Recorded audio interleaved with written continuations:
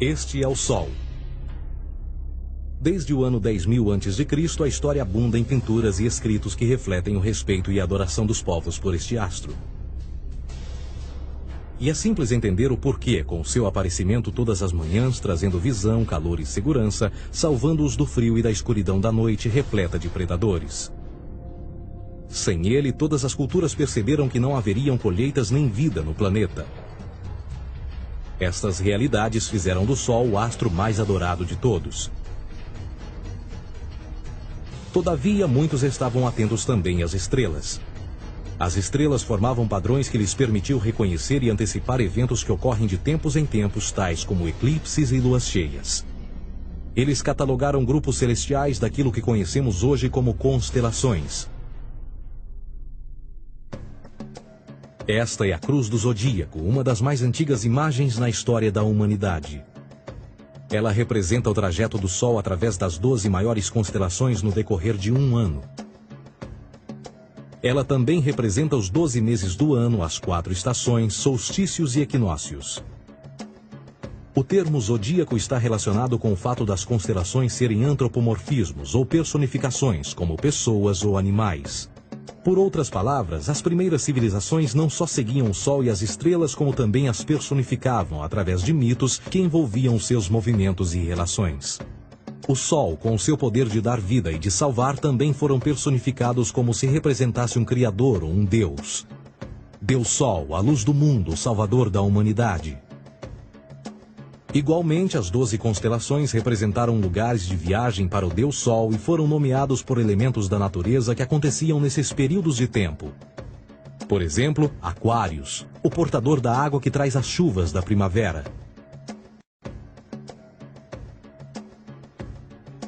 Este é Horus.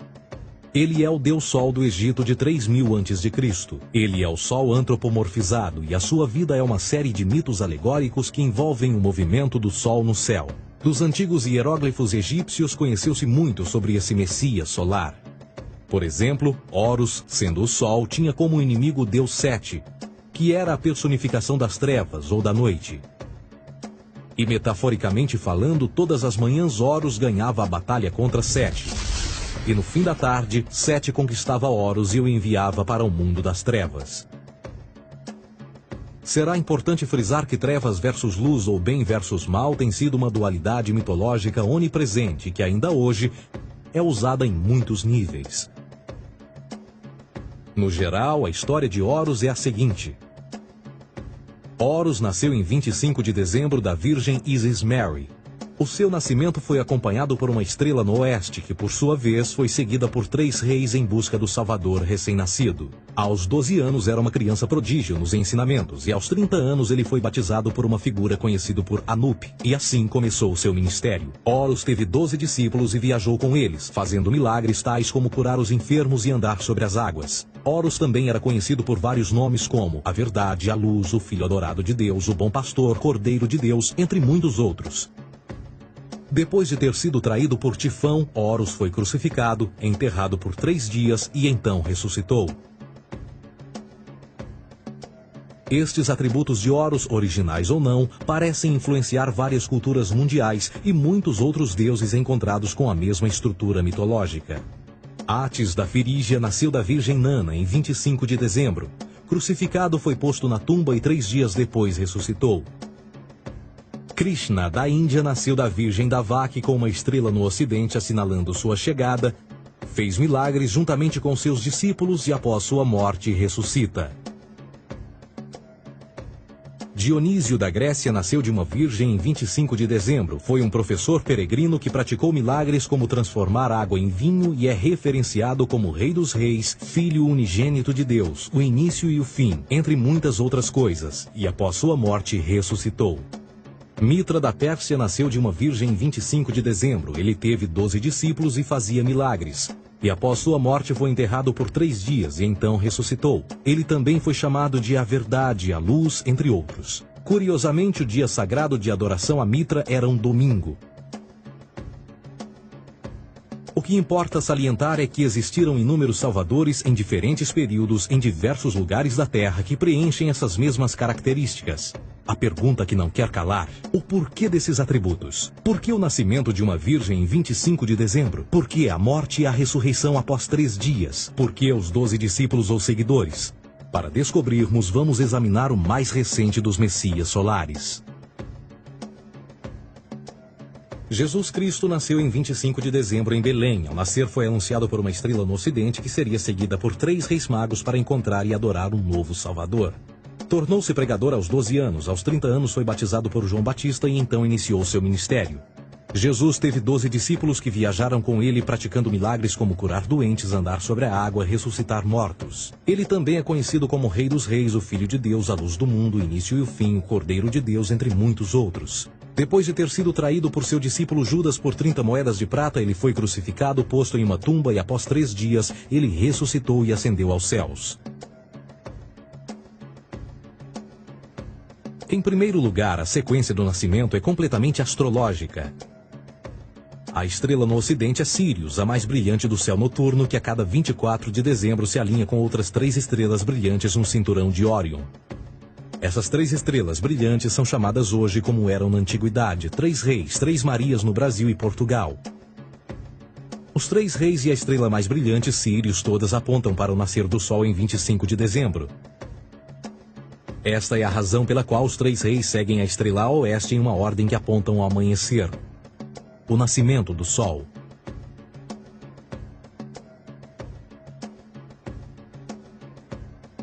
A Virgem Maria é a constelação de Virgo, também conhecida como Virgo, a Virgem. Virgo em latim significa virgem. Virgo também é conhecida como a Casa do Pão. E a representação de Virgo é uma virgem segurando um feixe de espigas de trigo. Esta Casa do Pão e o seu símbolo das espigas de trigo representa agosto e setembro, a época das colheitas. Por sua vez, Belém é a tradução ao pé da letra de a Casa do Pão. Belém também é a referência à constelação de Virgem, um lugar no céu, não na terra. Existe outro fenômeno muito interessante que ocorre em 25 de dezembro, é o solstício de inverno. Do solstício de verão ao solstício de inverno, os dias se tornam mais curtos e frios. Da perspectiva de quem está no hemisfério norte, o Sol parece se mover para o sul, ficar menor e mais fraco. O encurtamento dos dias e o fim das colheitas conforme se aproxima o solstício de inverno, simbolizando o processo de morte. Era a morte do Sol. Pelo 22º dia de dezembro, o falecimento estava completamente realizado e faz com que atinja seu ponto mais baixo no céu. Aqui algo curioso acontece. O Sol para de se mover por 3 dias. Durante estes 3 dias, o Sol fica pelas redondezas da constelação do Cruzeiro do Sul, ou Alfa Crucis. Depois desse período, em 25 de dezembro, o Sol se move 1 grau, dessa vez para o norte, trazendo perspectiva de dias maiores, mais calor e a primavera. E assim se diz: o Sol morreu na cruz, ficou morto por 3 dias, apenas para ressuscitar ou nascer mais uma vez. Esta é a razão pela qual Jesus e muitos outros deuses solares compartilham da ideia de crucificação, morte por 3 dias e o conceito da ressurreição. É o período de transição do Sol antes de mudar para a direção contrária no hemisfério norte, trazendo a primavera e assim a salvação. Todavia, eles não celebram a ressurreição do Sol até o equinócio da primavera, ou Páscoa. Isto é porque no equinócio da primavera o Sol domina oficialmente o mal, as trevas, assim como o período diurno se torna maior que o noturno. E o revitalizar da vida na primavera emerge. Agora, provavelmente, a analogia mais óbvia de todas neste simbolismo astrológico são os 12 discípulos de Jesus. Eles são simplesmente as 12 constelações do zodíaco com que Jesus, sendo o Sol, viaja. De fato, o número 12 está sempre presente ao longo da Bíblia.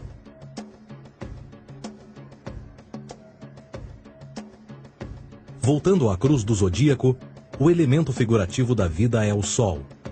Isto não é uma mera representação artística ou ferramenta para seguir os movimentos do Sol. Era também um símbolo espiritual pagão. Uma logografia similar a isto. Isto não é um símbolo do cristianismo. É uma adaptação pagã da cruz do zodíaco.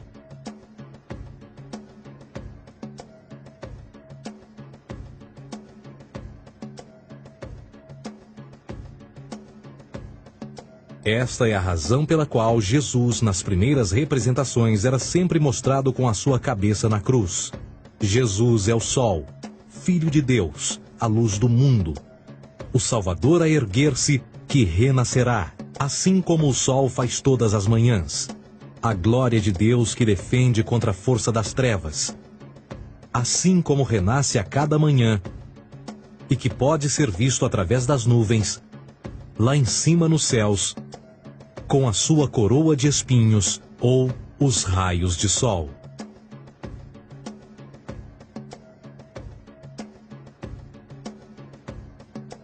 Agora, nas muitas referências astrológicas ou astronômicas na Bíblia, uma das mais importantes tem a ver com o conceito de eras. Através das Escrituras há inúmeras referências a essa era. Para compreender isto, precisamos primeiro estar familiarizados com o fenômeno da precessão dos equinócios. Os antigos egípcios, assim como outras culturas antes deles, reconheceram que aproximadamente de 2150 em 2150 anos, o nascer do Sol durante o equinócio de primavera ocorria num diferente signo do zodíaco. Isto tem a ver com a lenta oscilação angular que a Terra tem quando roda sobre o seu eixo. É chamado de precessão porque as constelações vão para trás, em vez de permanecerem no seu ciclo anual normal. O tempo que demora cada precessão através dos 12 signos é de 25.765 anos. Este ciclo completo é chamado também de Grande Ano, e algumas civilizações ancestrais sabiam disso. Referiam-se a cada ciclo 2.150 anos como Era. De 4.300 a.C. a 2.150 a.C. foi a Era de Touro. De 2.150 a.C. a 1 d.C. foi a Era de Áries. E de 1 d.C. a 2.150 d.C. é a Era de Peixes, a era que permanecemos nos dias de hoje. E por volta de 2150 entraremos na nova era, a Era de Aquários. Agora, a Bíblia refere-se por alto ao movimento simbólico durante 3 eras, quando se vislumbra já é uma quarta. No Velho Testamento, quando Moisés desce o Monte Sinai com os 10 mandamentos, ele está perturbado ao ver sua gente adorar um bezerro dourado. De fato, ele até partiu as pedras dos 10 mandamentos e disse a todos para se matarem uns aos outros para purgarem o mal. A maior parte dos estudiosos da Bíblia atribuem esta ira de Moisés ao fato de os israelitas estarem adorando a um falso ídolo, ou algo semelhante. A realidade é que o bezerro dourado é o Taurus, touro. E Moisés representa a nova era de Áries. Esta é a razão pela qual os judeus ainda hoje assopram com o chifre do carneiro. Moisés representa a nova era de Áries. E perante esta, todos têm de largar a velha. Outras divindades, tais como Mitra, marcam essa transição também. Um deus pré-cristão que mata o touro, na mesma linha simbólica. Agora Jesus é a figura portadora da era seguinte à de Áries, a Era de Peixes. O simbolismo de peixes é abundante no Novo Testamento, assim como Jesus alimenta 5.000 pessoas com pão e 2 peixes.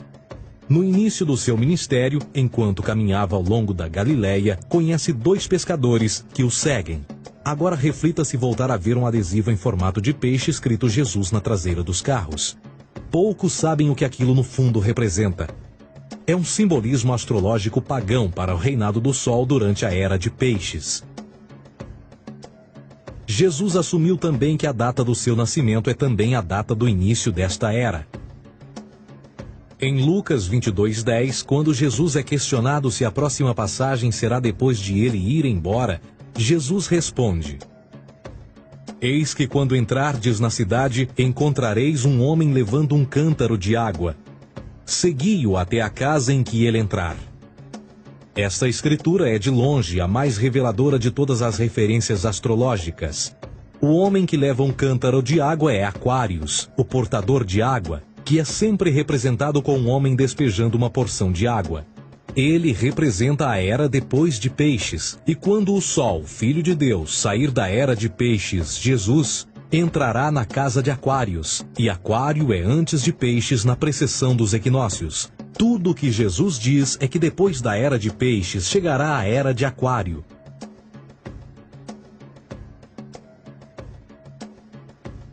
Agora todos já ouvimos falar sobre o fim do mundo. Deixando à parte o lado cartunista no livro de Apocalipse, a espinha dorsal nesta ideia surge em Mateus 28:20, onde Jesus diz: Eu estarei convosco até o fim do mundo, dos séculos em português. Contudo, na tradução inglesa da Bíblia, a palavra mundo está mal traduzida. A palavra realmente usada era aion, que significa era. Eu estarei convosco até o fim da era, o que no fundo é verdade. Jesus, como personificação solar de peixes, irá acabar quando o Sol entrar na era de Aquário. Este conceito de fim dos tempos e do fim do mundo é uma má interpretação desta alegoria astrológica. Vamos dizer que aproximadamente 100 milhões de brasileiros acreditam que o fim do mundo está próximo. Além disso, o personagem de Jesus, literalmente e astrologicamente um híbrido, só demonstra o quão plágio do deus Sol Horus do Egito, Jesus é. Por exemplo, inscrito há 3.500 anos atrás, nas paredes do templo de Luxor, no Egito, estão imagens da Enunciação, da Imaculada Concepção, do nascimento e da adoração a Horus. As imagens começam com o anúncio à Virgem Ísis de que ela irá gerar Horus, que Nefe, o Espírito Santo, irá engravidar a Virgem, e depois o parto e a adoração, e que é não mais do que o milagre da concepção de Jesus. Na verdade, as semelhanças entre Horus e Jesus são flagrantes.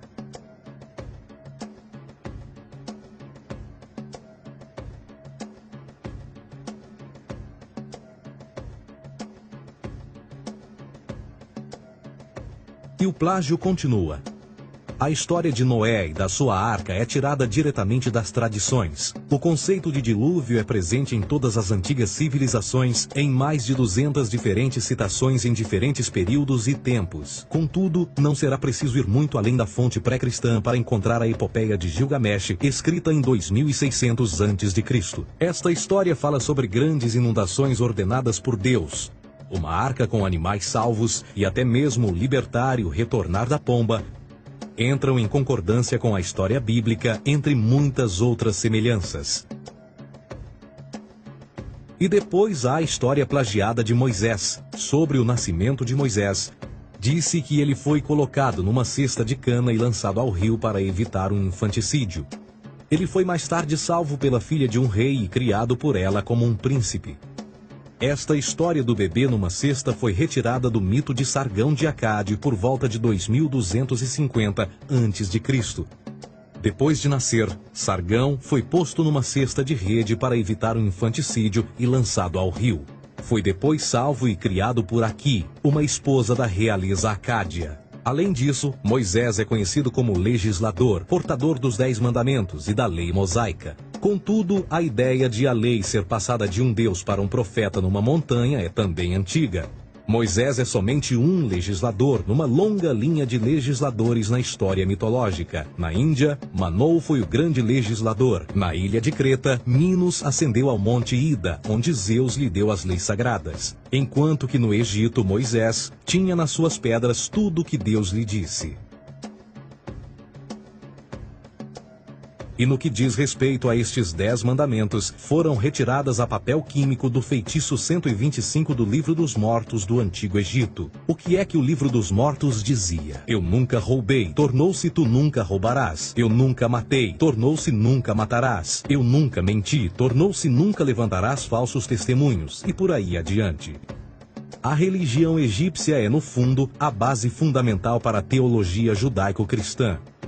Batismo, vida após a morte, julgamento final, imaculada concepção, ressurreição, crucificação, a arca da aliança, circuncisão, salvadores, comunhão sagrada, dilúvio, Páscoa, Natal, a passagem e muitas outras coisas e atributos são ideias egípcias, nascidas muito antes do cristianismo ou judaísmo. Justin Martyr, um dos primeiros historiadores e defensores cristãos, escreveu: quando nós, cristãos, dizemos que Jesus Cristo, nosso Mestre, foi produzido sem união sexual, morreu e ressuscitou e ascendeu aos céus, nós não propomos nada de muito diferente do que aqueles que propõem e acreditam tal como nós, nos filhos de Júpiter. Numa escrita diferente, Justin Martyr diz: ele nasceu de uma virgem. Aceite isto em comum com o que você acredita dos Perseus. É óbvio que Justin e outros cristãos cedo souberam como o cristianismo era semelhante a outras religiões pagãs. Contudo, Justin tinha uma solução. Para além de tudo o que sabemos, o diabo era em quem mandava. O diabo teve a ambição de chegar primeiro que o Cristo e criou essas características para o mundo pagão. Fundamentalist Christianity, fascinating. These people actually believe the world is 12,000 years old. Swear to God. I actually asked one of these guys, okay, dinosaur fossils. He says, dinosaur fossils? God put those here to test our faith.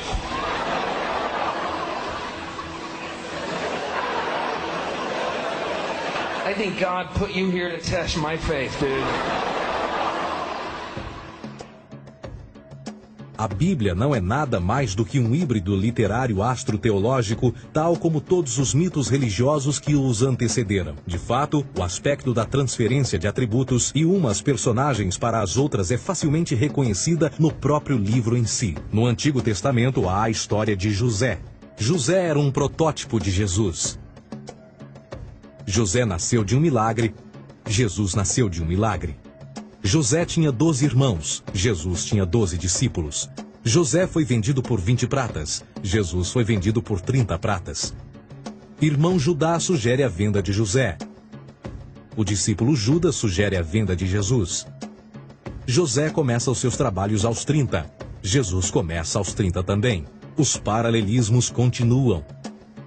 Além disso, haverá algum registro não bíblico da existência de mais alguém chamado Jesus, filho de Maria, que viajou com 12 seguidores e curou pessoas? Existiram muitos historiadores que viveram no Mediterrâneo durante esse mesmo período e até mesmo após a presumível morte de Jesus. Quantos desses historiadores fizeram relatos sobre a sua figura? Nenhum.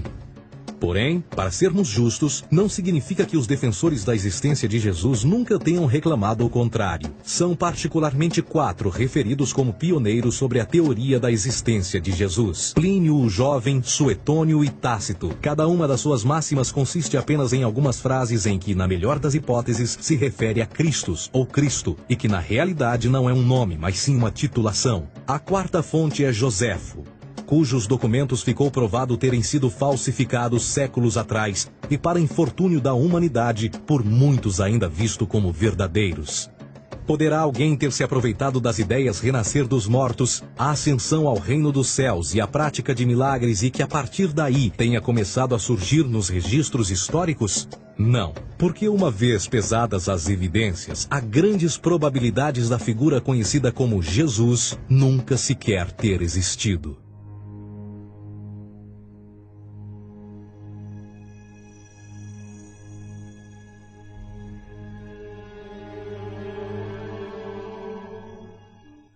We don't want to be unkind, but we want to be factual. We don't want to cause hurt feelings, but we want to be academically correct in what we understand and know to be true. Christianity just is not based on truth. We find that Christianity was in fact nothing more than a Roman story, developed politically. A realidade consiste em que Jesus foi a divindade solar do setor gnosticista cristão e, tal como outros deuses pagãos, era uma figura mítica. Foi sempre o poder político que procurou monopolizar a figura de Jesus para controle social.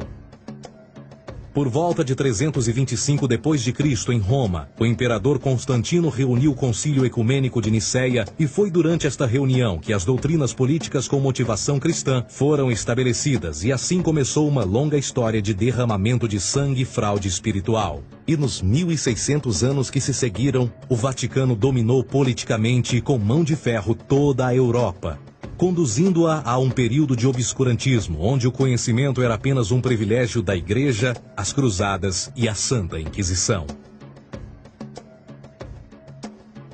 O cristianismo, bem como todas as crenças teístas, são a fraude desta era. Serviu para afastar os seres humanos do seu meio natural e da mesma maneira uns dos outros. Sustenta a submissão cega do ser humano à autoridade. Reduz a responsabilidade humana sob a premissa de que Deus controla tudo e que, por sua vez, os crimes mais terríveis podem ser justificados em nome da perseguição divina. E o mais importante, dá o poder àqueles que sabem a verdade e usam o mito para manipular e controlar sociedades.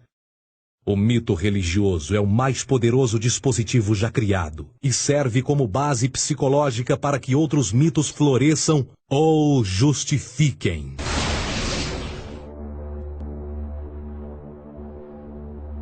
A myth is an idea that, while widely believed, is false. In a deeper sense, in the religious sense, a myth serves as an orienting and mobilizing story for a people. The focus is not on the story's relation to reality, but on its function. A story cannot function unless it is believed to be true in the community or the nation. It is not a matter of debate.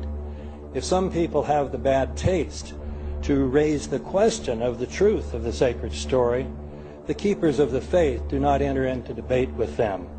They ignore them or denounce them as blasphemers.